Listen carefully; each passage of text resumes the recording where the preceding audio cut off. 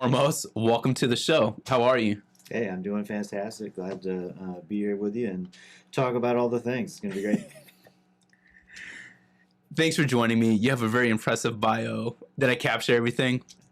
No, yeah, you got, I'd like to think there are a lot of impressive things, but that was always a pretty good snapshot in time and history for me, and in a lot of ways built a foundation to who I am today.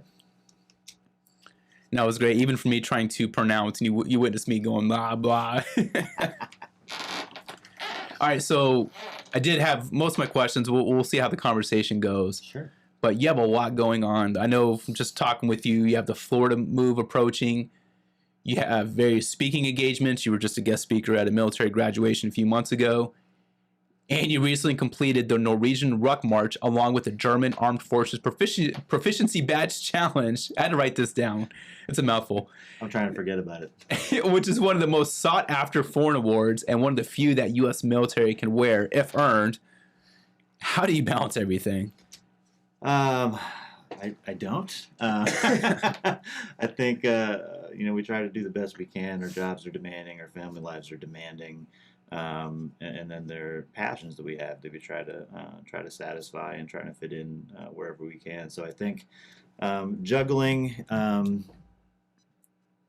all the pies and trying not to drop them, and sometimes I take a little bit from over here and spend some time at work, long hours. Very well about that, and then when I get into a little bit of a lull, then I can redirect some of the energy, some of those other things.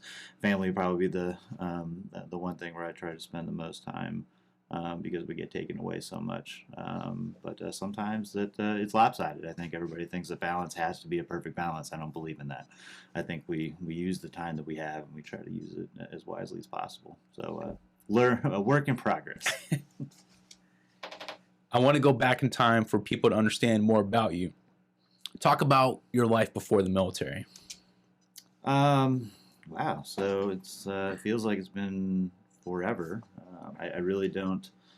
When I think about where I came from, I had a pretty nondescript, general childhood, if you will. The dog in the backyard, some brothers and sisters, and just trying to not make mom mad, and make sure that things were picked up by the time Dad got home from work. But no, I had an active childhood. My mom and Dad, Wayne and Pam, they're actually up here for the CRC a couple of weeks ago. I had a great childhood. My father taught me almost everything that I know, and some things still to this day, and I think a lot of those things that I learned in my childhood, because it wasn't, I wasn't just allowed to do whatever I wanted, but we had standards just like the military, and we had to abide by those standards and live up to the Seekell family code. Yeah. It wasn't Illuminati or anything, but it was something that we strive for, and I think that laid a good foundation for me to transfer those things that I was taught as a child into a military career. But a lot of fond memories growing up on the beach in on the southern coast of Rhode Island. It was pretty awesome. So do you remember where you were during 9/11? Because how old are you? I think we're roughly the same age. Yeah, I'm 38. 38. Just turned 38 in January. I do. You look great. You look like you're 31. So yeah, that's great. A 31-year-old named Chris or Jason, right? Yeah, Jay, Matt. Matt. Yeah. Anyway, 9/11. Where were you? So I was home, actually.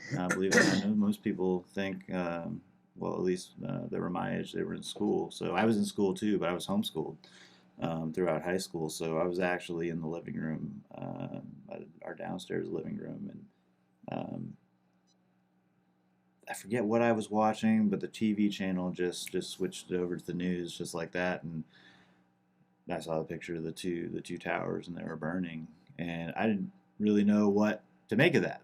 I'd never been to New York City. I knew what the World Trade Center was. Yeah. But seeing something like that on television was not something that I was accustomed to. So I was kind of just a little frozen in time, a little shocked at what I was looking at on the screen. Now, for me, I remember, so I'm 41, and I was a freshman in college, and it was my stepdad's birthday. But I remember just waking up. I think I was skipping class that day, so I didn't wake up till 9. Way to go! Yeah, but just watching it, I remember walking into. At this point, I think the first tower had already been hit, but I remember seeing that on the TV when the second plane was crashing in, and it seemed fake, especially in 2001. But right, it was like a movie. Yeah, like a movie, right? Is this some kind of rerun of Die Hard, or I don't know, I wasn't sure. Die Hard's a good one. Let's fast forward to 8 May 2011. Do you remember that entire day prior to the actual mission? I do, actually. I've when I think about the day, I have a lot of memories about everything that led up to it, to include the day itself and some of the after effects. But it was a pretty standard day. There was nothing out of the ordinary. And what day of the week was it? Do you remember? Oh wow! Now here I am saying that I remember everything about it. I couldn't tell you. I'll cut this part out. No, you can let her. I'm not. I don't know. I know it was during the week. When you're deployed, sometimes the days don't match. Yeah. We only had working the 3-in-1 schedule and our days off, and there was always something. So work just kind of progressed on. Yeah. Think about the days, but it was a day. and it didn't why. Yeah, but like, what's something you remember? Everything like leading up to it, maybe even just walking to the mission, or walking to the to your unit or whatever. I remember how I got on the patrol, which was probably maybe the only weird thing about the day was that I wasn't really supposed to go. We had a rotation, and we would swap out every now and then, depending on what was going on with folks' dogs. So that kind of happened that day. Yeah. Somebody's supposed to go, issue with a dog. I was all about going, so I was like, yeah, no problem, I'll go. I remember going through the prep, getting your gear ready, going through the op order, meeting all the people that you're going to be going on the patrol with. We had a system every time we would go. It all kind of followed a sequence. Yeah. And that day was no different. Though there was one interesting thing, maybe two interesting things leading up to the event and then right before, and that was that there was a large influx of folks that were coming in. They usually came in the early morning, and we were leaving in the early morning, and we would get periodically mortared. They fire rockets at the base. Yeah. We're all pretty accustomed to it. You hear the alarm, and you kind of look around, like, yeah, we're good to go. But these guys had just gotten off of the tarmac, and we're getting bused to whatever part of the camp they need to go to. And I just remember me and the fellas sitting there chuckling because they were sitting in the back of an LMTV with all their gear, and then the sirens are off, and you see these guys scurry like cockroaches, and they're crawling underneath the car, and then a couple of those guys over here were just smoking and joking. Kind of waiting to roll out. So it was just an interesting kind of humorous moment. You got to take those bits of humor as they come. It kind of makes everything easier. But I remember that about that day. That was a funny way to start the day. No, that's good. I like that. We were absolutely not following standard procedure for taking. It's okay to say that now. Right? Yeah, I think that's 12 years later. Yeah, the statute of limitations. Yeah. I don't think they're going to come get me. That's the backup title for this episode, like the statute of limitations. How has that instance changed your view of the word perspective? That particular one, or the day itself? Everything, the day itself, and then everything that happened that day. That is an excellent question. I think it changed everything. I think everybody has a plan until they get hit in the teeth. Yeah. And I don't know that I'd gotten my hit yet, or even what it would feel like, or what I would know, if I would know what to do with it. And I think that I had a certain way of perceiving my life and its circumstances, and what was important and what was not important. And that day was the catalyst that just kind of blew all that out of the water. Now I had to rethink, why am I here? Why am I doing these things that I'm doing? What kind of time am I wasting? am I going to be able to do anything the way that I used to be able to do it? Yeah.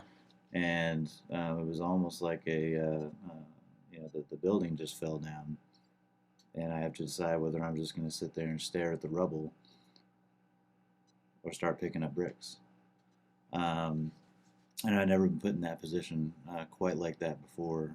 And it would be in the days that followed that would really, I think, shape how I perceive everything. I don't think in that moment, I didn't have an epiphany, a chronological series of pictures crossed before my eyes, and I became a new man in the fire. I think it was the days, weeks, and months that followed, but that was definitely the light switch. It was a light switch for sure. Actually, it does lead into my next question. Is, as you were going through the surgeries, therapy, and just moving forward with your life, was there anything you learned from your childhood that helped you persevere during this time in your life? No, there absolutely was. And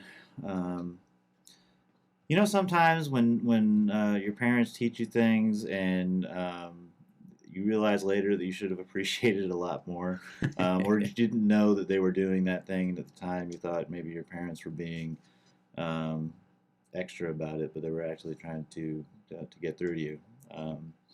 My father, I would wash the car, the family car.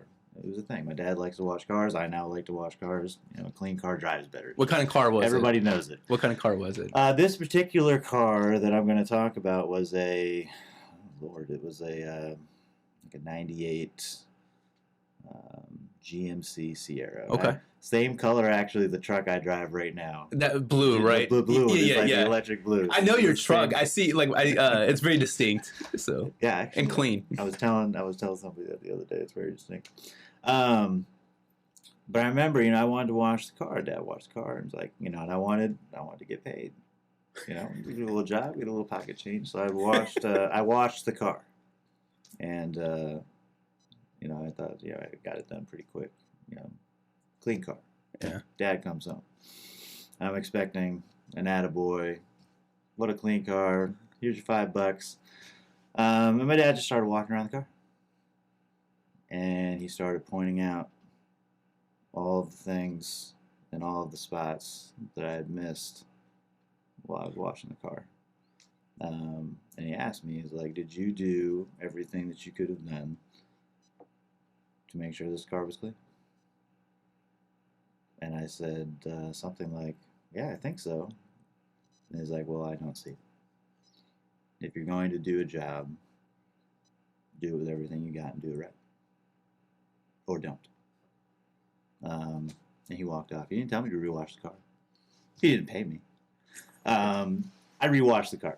Yeah. But it wasn't the car, right? I mean, obviously the lesson was, if you're going to do a thing, if you're going to decide to do something, decide to do it, and then get everything you got.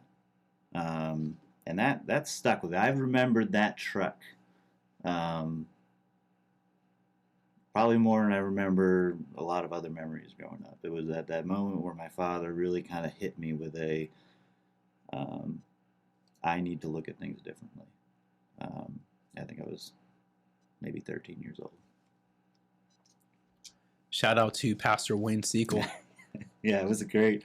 I loved having him coming out here. It was a great image. He loved coming out and being a part of that ceremony. But yeah, my dad was a firm and fair man. Is. It is. And proud. Yeah, he was. He was very proud. Yeah. Very proud. Yeah, I've taken that lesson and in a way applied it to my journey through recovery. Mixed in with a little bit of me, but I think that was definitely a defining moment. I always find that interesting. So I had someone on my podcast a couple years ago named Melissa Stockwell, and she's also. Are you familiar with her? Yes. Yeah. So she was on my podcast. Wow. And, no, really? Wow. Yeah.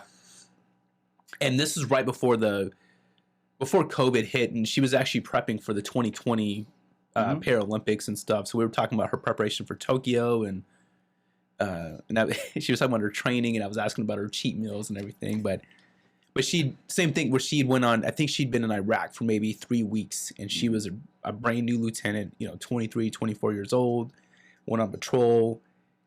I don't recall the exact story, but I think same thing where she switched cars. Was like life has an interesting way, right? And it's how one decision can change everything. But she talked about some memories that came, the weird, like, I shouldn't say weird, that's the wrong word, but kind of that you'd be surprised the things that come back into your... Right, like what gets stored into memory, yes. and then why it remains significant, and when you dip back into it. And I don't know, maybe this is a bad comparison, but it's almost like the movie Slumdog Millionaire, right? Have you...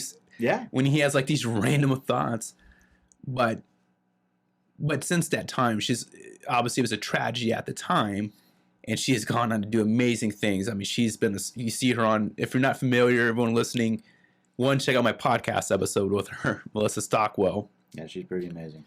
She's a Paralympian. She's an elite athlete. She's been on USAA commercials. I think she actually sponsors Negro Modelo, or whatever they sponsor her, right? Yeah, she does. She does a lot for the community. Dare to Try. So many great things. Fantastic. So I love that, but I asked her a question. I'm going to ask you the same question, but same thing. I mean, she has a prosthetic, and but she's made the best of it. I think she's met at least 2 presidents, which I met 2 myself. Who? 2, Obama and Bush. Oh, actually, no, 3. Biden. So I'm at 3. Wow. I'm at 3. No, I always. So I'm mentoring the Airman Leadership School right now, and actually referenced President Obama recently because I talked about the art of communication. And the thing I've always respected about Obama, whether people love him or hate him, that guy is an amazing communicator, right? I think he's flawless, right? And I think Bush is like that too. He's a great communicator because he's endearing. Like there's just something like...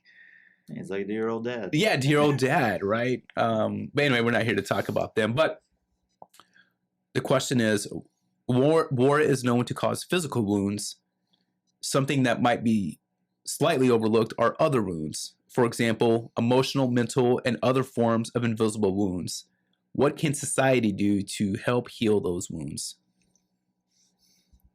And I purposely didn't want to give you these notes ahead of time. Yeah, so you get the real answer. And I know, I've only known you for, I don't know when we exactly met, but I remember talking to you maybe a year. I don't know. A year and a half, something like that. Something like that. Yeah. And actually, because I have photos on my phone of you and I. That's right, at one of the graduations, right? Yeah, we're doing prom poses and just looking so serious.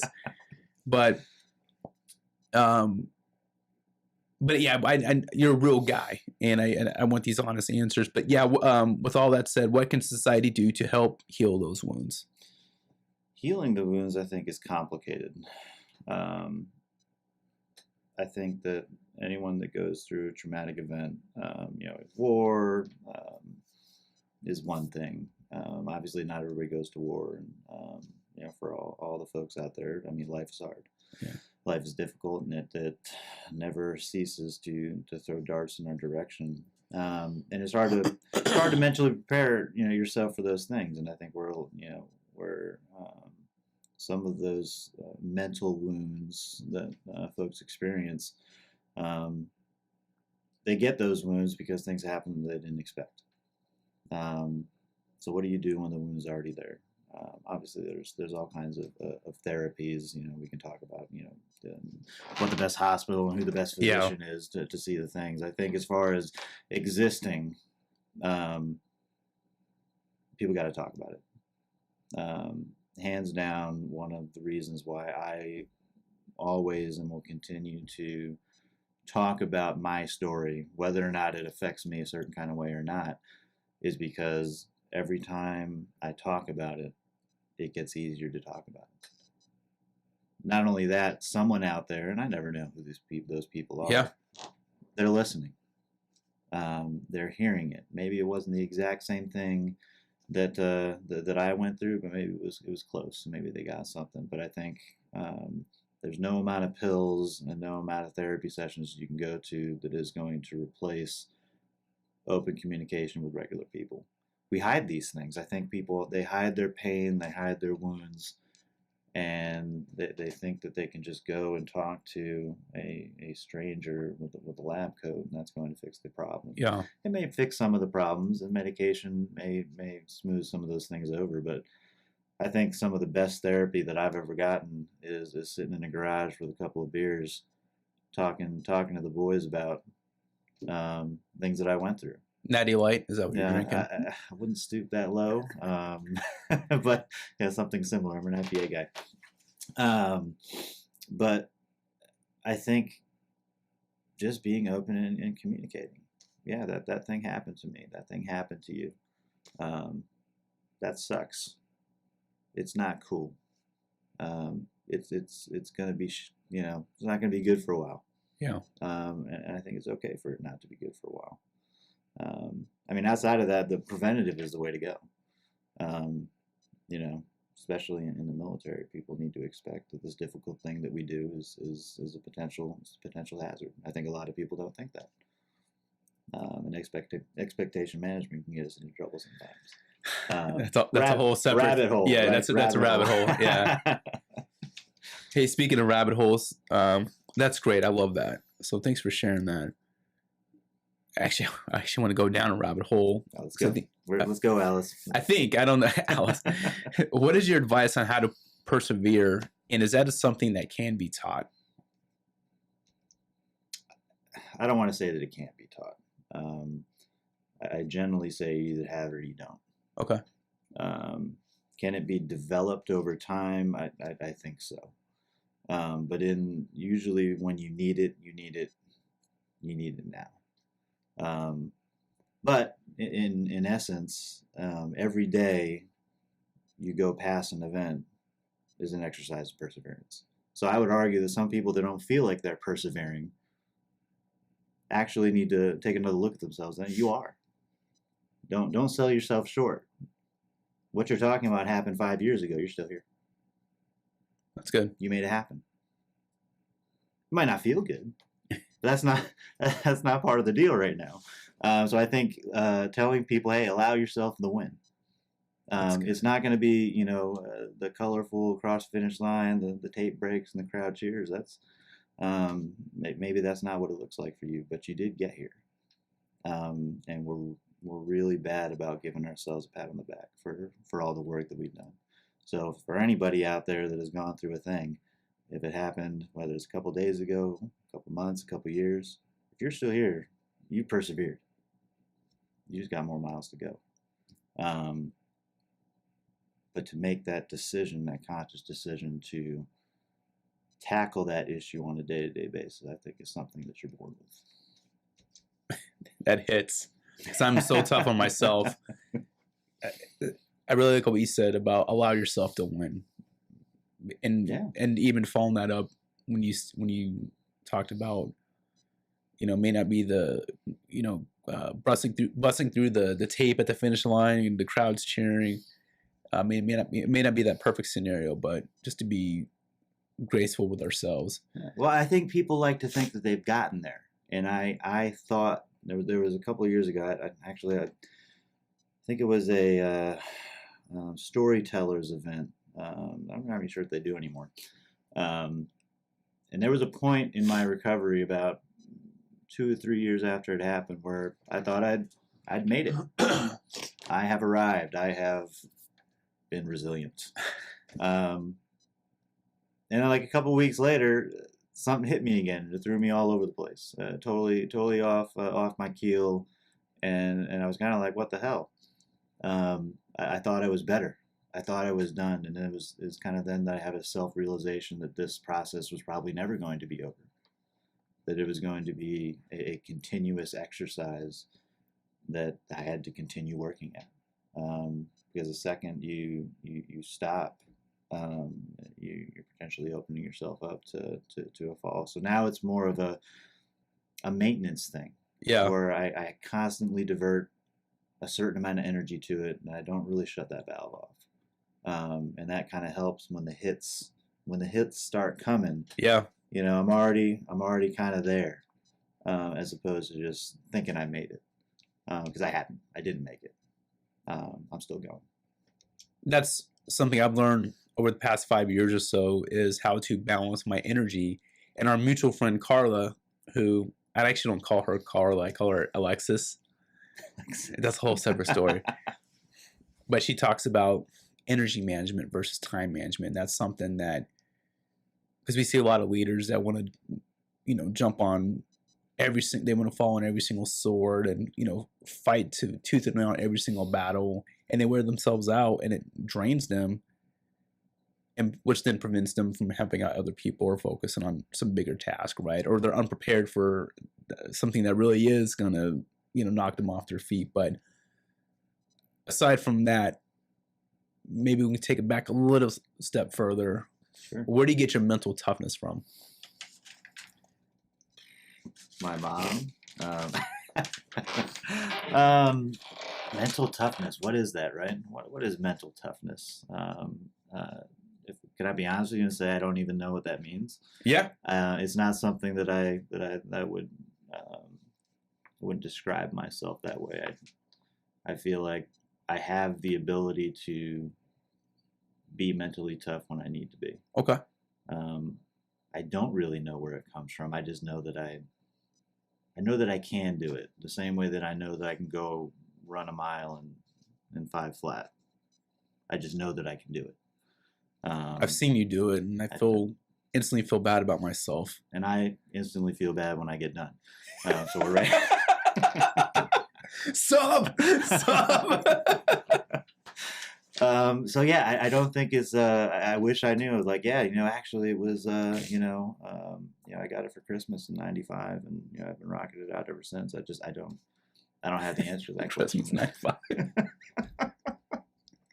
I did. I watched Pulp Fiction, and I was like, I'm mentally tough now. Really changed my life. Christmas '95. It was the last present I opened. It was from Santa. It is. Merry Christmas. You are now mentally tough. I think I developed. I think I just developed it because it was a pre-existing trait that I had to uncover at some point. Yeah. I really do believe that people have it in different measures. And I think that it does take certain things to bring it out and exercise it. I often feel, this is going to sound weird, bad for people that have never experienced trials and tribulations, because they'll never exercise that muscle until they have to. Yeah. And it may happen a lot later in life, and it's a lot harder to cope. Yeah. Definitely not advocating for pain and suffering for anybody. But just like any other exercise, it has to be practiced in order to be good. Very rarely, I think, are people just have it right there on tap, on demand all the time. Some people pretend they do. They do, and it drives me nuts. But it's easy to see through. What words of wisdom do you have? Because a lot of times when someone loses a limb, rightfully so, there's resources and mechanisms built to help those members recover. But what words of wisdom do you have to offer or have shared with other people that lost limbs, and your advice to their families? So it's funny that you bring this up and talking about working with the Airman Leadership School as their mentor. They asked a similar question. By the way, I'm the mentor right now. I cussed and I felt horrible. And then I'm not going to say who, but someone told me afterward, don't worry, Chief Seekell was 2 mentors ago, so you're not anywhere close to him. Oh yeah, no, yeah. So You're, I felt better. You're totally fine. Yeah. I'm kind of blunt about it. I have two examples. One that was given to me, and then one that I gave to somebody else. When I was in the hospital, this is days afterwards. I made it back to the States. So it was Walter Reed, and my wife had left the room. She was gone. I was by myself, looking at what remained of my left leg. It was definitely a lot shorter than I remembered it, and so I'm trying to sort out life and liberty. Yeah. And this guy walks by. He was a night charge nurse. He had a clipboard, looked really official. And he's standing at the door and he's assessing me. I can tell I'm being assessed. Yeah. And then he kind of made this shrugging motion and said, no, you'll be all right. I've seen worse. And then he walked off. I think I was thinking in my head up to this point that this is a catastrophic, life-changing event. And this is like within like the first couple weeks, right? A couple of days. I mean, yes. Okay. So you're still, I'm like, yeah, got you. All over the place. This is a huge deal to me. Yeah. And here comes this guy that's just, you're going to be fine. Walks off. So what do I do with that? Yeah. So I just decided to be fine. I don't know why. I didn't know what it meant. But that guy thought I could do it. So I just latched onto that. That goes into so many more ins and outs. But a good friend of mine, Brian Williams, he was also a dog handler. About 2 years after I got hurt, he also got hurt and lost his leg. And not, I think, maybe 8 hours after he got hit, he sent me a message and said, I need all the advice in the world. And guess what I thought to say to him? I said, man, you're going to be fine. You just got to take it day by day. And there's so much more. But I think when these things happen, I think it's important to tell people it's going to be okay. Yeah. Because it can be okay. And people don't want to hear the master plan that you lay out, because it gets too complicated too quick. They're not even listening at that point. When you're in crisis, you only have the capacity to absorb so much. Yeah. Oh, this is wrong with you. Well, let's turn to page 57 and read paragraph 5. It'll tell us what to do.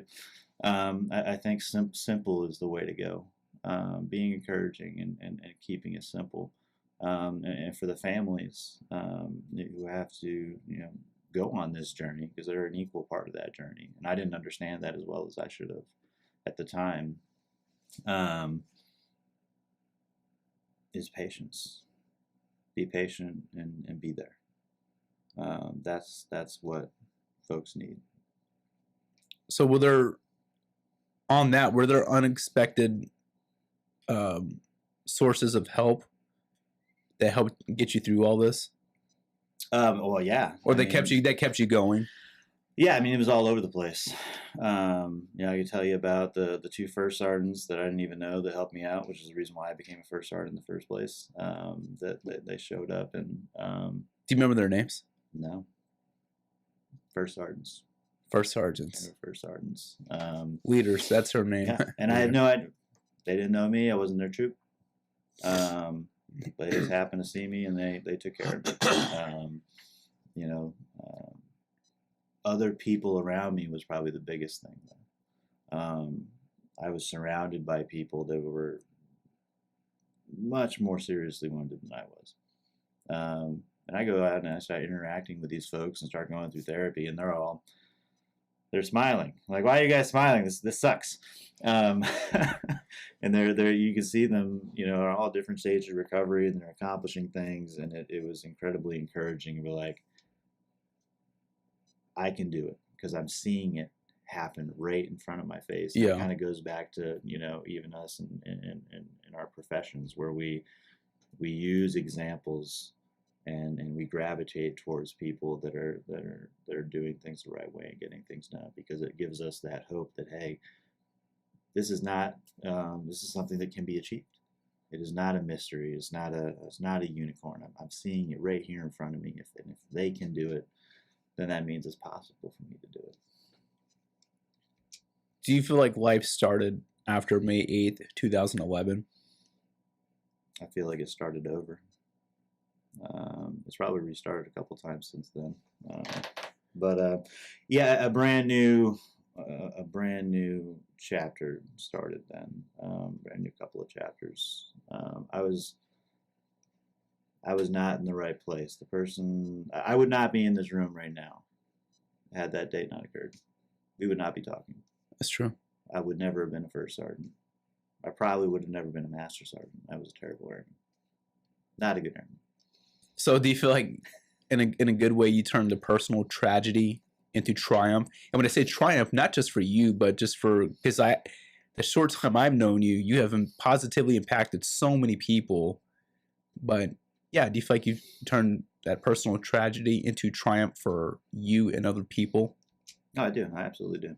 To the extent that people ask me frequently, like, "Hey, if you could go back and change that day, knowing what you know now, would you have just stayed in bed?"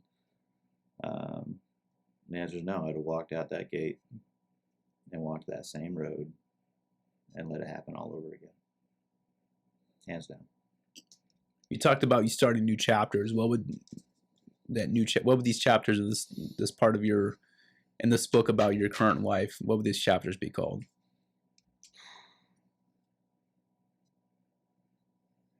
Perseverance against all odds. I was never supposed to make it in a lot of different aspects. I was never supposed to make it. But I learned that I could. And I think that's, if I took anything from this whole experience, it's that everything that I thought I couldn't do or was worried that I couldn't do was me. It wasn't anybody else telling me that I couldn't have these things. It was my self-imposed sight picture of what I thought was possible and impossible. So what specifically? So what's something specific you learned about yourself over the past because of all this that you learned about yourself? Not to sound cliche, but if I want to do it, I can absolutely do it. If I want it, I just have to do it, and I'll have it. I think before I spent a lot of time talking myself into not doing things. Yeah, it's going to be too hard. I can't do it. And then I would just sit there and become immobile. Now I don't have an excuse.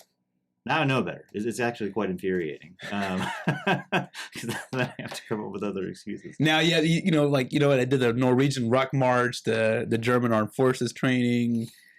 I see you out there, and it's like, damn it, Seekell. No, it's not. Well, I get peer pressure too into doing some of those things, but no, it's I forget what it feels like to be okay with convincing myself that I can't do something. Kind of relaxing in a way when you think about it. You're just like, I just can't do that. And then you don't have to worry about it anymore because it's impossible.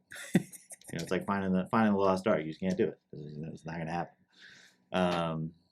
But what if you could? And you knew you could. So that's kind of like a driving force for me. Yeah. And I'll get an idea in my head and be like, that's going to be hard. That's like my cue.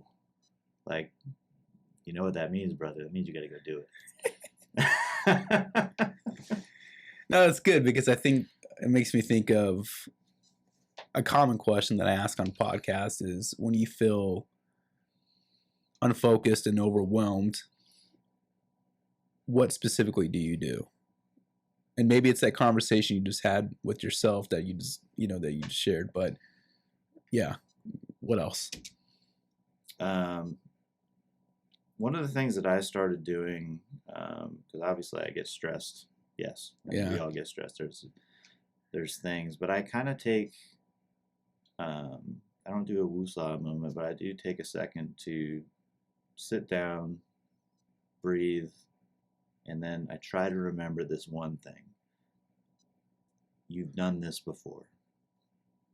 You've been here before. This is familiar ground. And just I don't always think about it, but when things get crazy, I kind of go back to that, and I'll literally sit down. It's a mental and physical exercise, and then I tell myself, you've done this before. This feeling that you're feeling, you've felt it before, and you didn't think you could find a way out of it. You did, every single time. Might take you a little bit, but it'll pass. And that just calms me down. And then I get up, dust myself off, tell myself to stop being a little wuss, and then I get to work. But I think going through that mental and physical exercise, I think it's important. I think you need to have them. You need to build them in. Yeah. To your routines, your lifestyles when you're encountering problems. Otherwise, you're just get stuck up in your own head. which still happens. Yeah, absolutely. I am not immune. But that's why I have that exercise built in to try to bring me back to center so that I can regroup. That's very interesting, and I want to learn more. So, is that what you consider your daily ritual, or do you do that along with some other motions or some tasks that you consider as part of like your daily ritual or routine? I wouldn't say it's a daily ritual. I think that would be, I utilize that when I'm feeling pressured. Obviously, I don't feel pressure every single moment, every single day, or else I probably used a lot more often. But that in itself is for those moments where I'm feeling the crunch. As far as daily, I mean, I absolutely have a daily, and it's taking care of my body. You know, that is I'm back on the morning kick now. It took a little bit to switch over. What time are you waking up to? Because I know you work out early, and you have 2 kids, right? 4. 4, that's right. 4. 2 times 2 equals 4. But so for me, I have to work out at 4:30 in the morning, 5 o'clock, because if not, it's just not going to happen. Mm-hmm. But what about you? About 5:30. Yeah. Mm-hmm. 5:30. You know, I'm rolling. Get to the gym. I don't do ridiculously long workouts. I'm kind of a high intensity guy. I'm trying to just get it in, bust it out real quick, and then I can take care of the day. And you can probably relate. And I wish everybody could experience this, but I don't feel fulfilled. My mind is not at rest unless I've done that thing. You know, if I can't do it in the morning, I have to do it at night. It is a part of the day. It is just as important, in my opinion, as eating dinner. Yeah. Or having something for breakfast. And I keep it sacred. Cost me some time. But you know how it feels going into work after you just got done working. It feels great. You're ready. I do squats on Monday morning. Squats on Monday. Yeah, and the reason being, it's rough, especially and I work out in my garage. But when it's cold, my garage, it's decently insulated. But doing squats, there's something about knocking that out on a Monday, and I have to tell myself, and I don't want to, and some days it's sluggish and this morning, that's what this morning was. But it helps me throughout the rest of the week. I tell myself this will most likely be one of the hardest things that I accomplish this week, and I'm doing it at the beginning of the work week on Monday mornings. But I did not want to go this morning. And that's how I knew I had to. What new belief or behavior since 2011 has improved your life?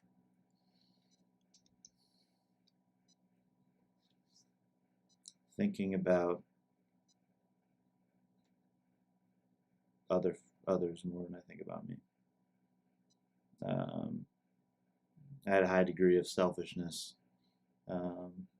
Something that I think I still combat with to this day, where I absolutely did not think about other people. It was all about Ben Seekell. And when I was going through all this, I couldn't do it by myself. Yeah, the motivation, the brain stuff, that was all me. Nobody can give you that. But there was a lot of other things I couldn't do. And I needed people in ways that I'd never needed them before. And it gave me an appreciation for the things that people do. I think I've carried that with me ever since. And I think a lot of it led up to me wanting to be a shirt so I could do that and give back to the people that I felt had done so much. Even if I couldn't give it back to those specific people, give it to people that were going through similar things, because I valued it. So I figure if I value this, I'm sure someone else would appreciate it. So yeah, just kind of changed the way I thought about people in a lot of respects. Oh, that's good. Someone somewhere is feeling down about themselves. How do you convey to people to live in the moment and to keep pressing forward? Bluntly. Yeah, no, I think that's one of the hardest things to do is to try to convince somebody of something that you know to be true. Yeah. But I think telling them, like we talked about earlier, that they've already accomplished something. Yeah. People are looking for a straw. Give them a straw. That guy in the hallway telling me that what happened to me wasn't a big deal. That was a straw. I grabbed it. It was a little straw. It didn't mean much. And this poor guy has no idea. And I wish I knew who he was. If he was real at all. I wonder that sometimes. I was on a lot of medication. I think if you just give them something, you'd be surprised how little it takes, I think, to get somebody up on their feet. They've got to go. We can't carry them. We can drag them. Yeah. But it's not, it won't be them. That would be what we want for them. What we need to give them is something to grab onto, something tangible, something easy. And then that process then just starts to build and snowball. And it all starts with an encouraging word. Doesn't work all the time, but you'd be surprised. I think it works a lot more often than people give it credit for. Even again, what did the guy say again? You'll be fine. Said you'll be fine. I've seen worse. You know, with the class when I was done mentoring ALS, that's what they put. That's what they put on. That was what they put it on my memento. It's etched into a wooden clipboard. Wow. And I have that. Onto a clipboard. Yeah, it was like a wooden. I guess like a wooden clipboard. It's got a picture of like a shadow of a guy with a military canine. Wow. And I think across the top it says, "You'll be fine. I've seen worse." Wow. Just again, so simple. Yeah. But very impactful. We're going to transition to some much lighter topics as we're wrapping up. Sure. Love it. I love how open you are with everything. And you talked about, the more you talk about it, just the more you accept it and it's normalized. I also know the sense of humor that you have just from the... Yeah, no, but do my best. What's the funniest thing that you've told a kid or anyone when they've asked about your leg? Oh, wow. Because I imagine you've probably been stopped at like at Kroger or something. You're trying to pick up groceries. Your wife's like, "Hey, go pick up milk," and you're just trying to run in real quick, and But I think I told one kid he was being sassy to his mom. Sassy. And I said to him, she wasn't looking. I said, "Yeah, I talked back to my mom too. It didn't work out." Yeah, I've done vegetables, and eating my vegetables, I got eaten by a shark. I actually use that at work sometimes when I meet new people. It's like, yeah, it was this huge, surfing accident, big deal. It's in the papers. Just try to pass it off and then move on. You immediately got to change the topic. You just kind of drop that. Very nonchalant about it. Like, man, what's a Kroger? Got my leg bit off by a crazy dog. Anyway, so I had to pick up 2 gallons of milk and like it was a whole thing. The whole thing. The police were involved. It was great.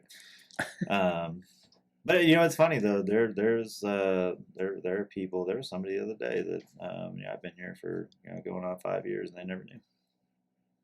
I think I didn't know until maybe a year ago. We were somewhere. We might have been playing basketball or something like after basketball, volleyball, or something. Like yeah. Or no, you're wearing pants. I don't know. I don't remember exactly, but I remember I made a joke like, "I'm going to cross you up."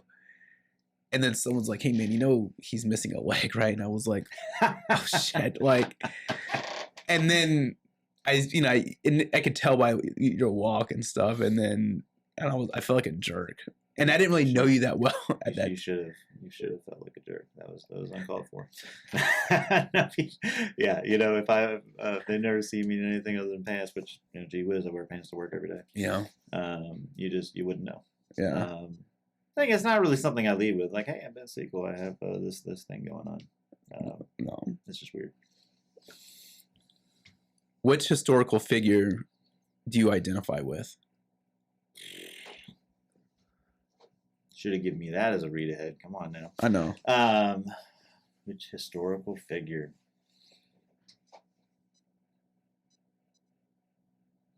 I mean, but immediately jumps to mind, although I think I'm nothing like him, but Patton. Okay. One, because I've watched the movie a million times. Yeah. Or maybe there's something to that. He would not accept defeat.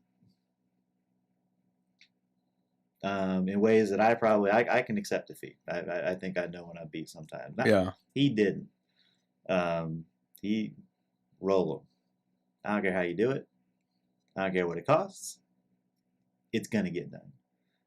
I adopted that mentality into the last decade because I didn't know how I was going to do it, but I knew I was going to do whatever it cost to get there. And it was that kind of bullheadedness that periodically has paid dividends in my life. It needs tempering for sure.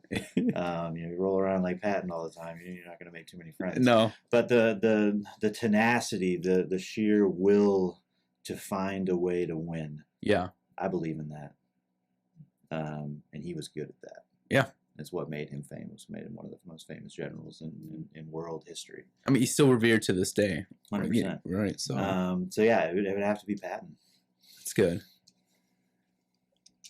Speaking of movies, because obviously I love the movie. Right, you talk about watching the movie, and there's a famous speech and all that in front of the American flag.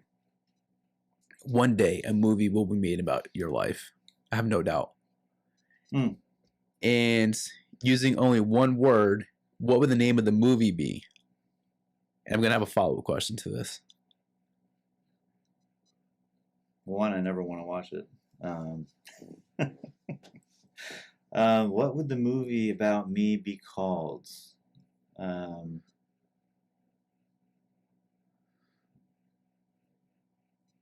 guess I would just call it Resilience. Okay. I would just call it Resilience. I feel like I've taken all these shots, for one reason or another, I'm still here.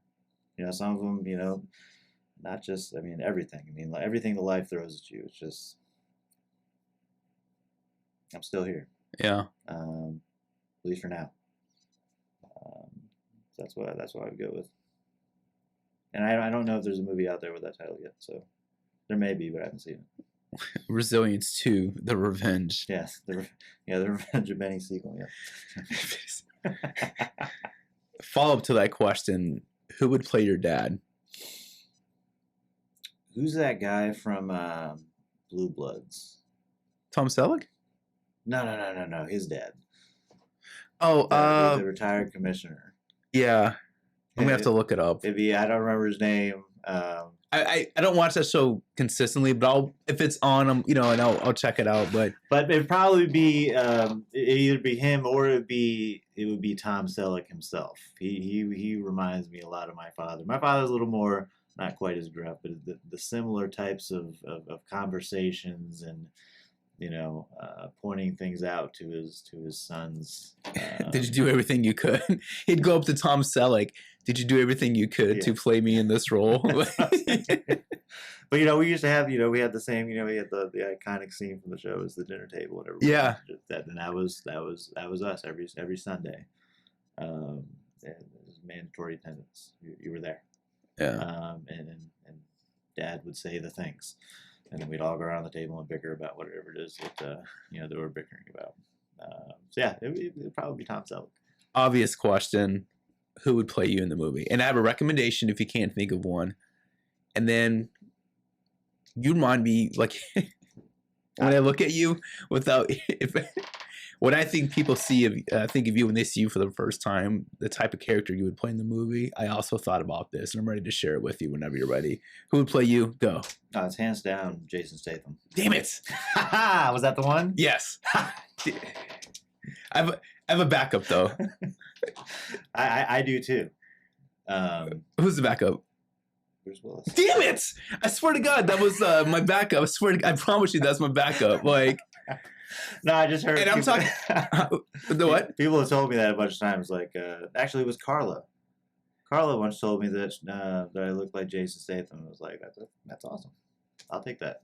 So, and with the Bruce Willis, it's like the Die Hard, walking through the glass. Walking through the glass. All that. Damn it, that's crazy. I promise you. We're right there. Yes, we're right there. We have ESPN or whatever. ESPN. I said that on purpose for everyone listening. I know it's not ESPN. Oh, the other thing too is, if it's not one of those guys, if you're playing a supporting role in the movie, to me, you seem like one of those assassins from all the Bourne movies. Because they always get the text saying they need to go kill somebody. Like, and they're always riding a moped through like Rome or whatever, right? Or, hunting like in somewhere, or skiing in the Alps. The stone-faced silent killer. That's what you look like to me, is like one of those random Bourne, like those badass assassins. So, hey, if that was a role I had to play, I feel like I figured it out. Yeah. What 3 things, and I stole this from another podcast that I listened to, but what 3 things are you grateful for? I'm grateful for family. I'm grateful for health. And I'm grateful for life. My last question is, we live in Ohio, so we have the 675 and 75 and all that. But there was a giant billboard message with your picture on it and your leadership message for everyone to see. And they're stuck in traffic. They have to see this and read it. What would you want that message to say?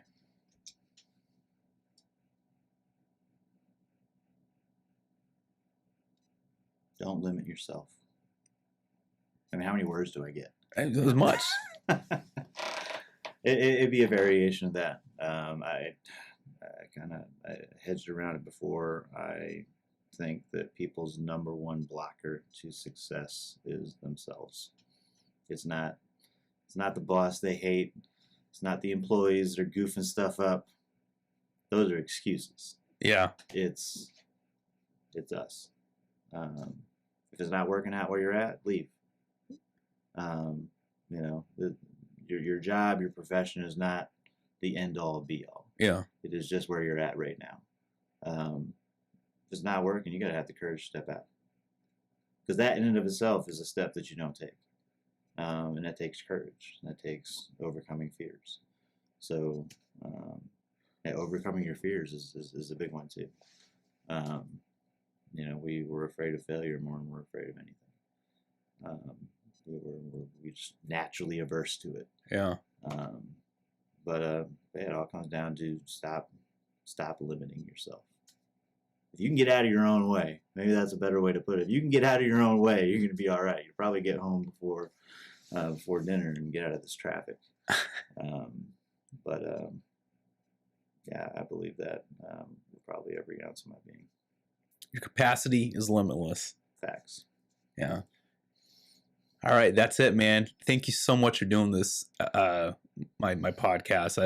I've had you. I'm going to show you my book. I had your name written here for probably, I don't know, a while. It's very descriptively non-specific. I like that. Yeah, I wanted you to do. It's my pleasure to be here, brother. It really was. And so I look up to you, I admire you. I think you're just being a leader and an awesome person. And yeah, I'm excited that we finally made this happen, especially and I had to do it in person before EPCS. Yeah. So I was like, I can't do this over the phone or Skype or Zoom or whatever. It's got to be in person. But yeah. I loved it. It's great. Always willing to help out a comrade, brother in arms, and I just appreciate you having me. All right.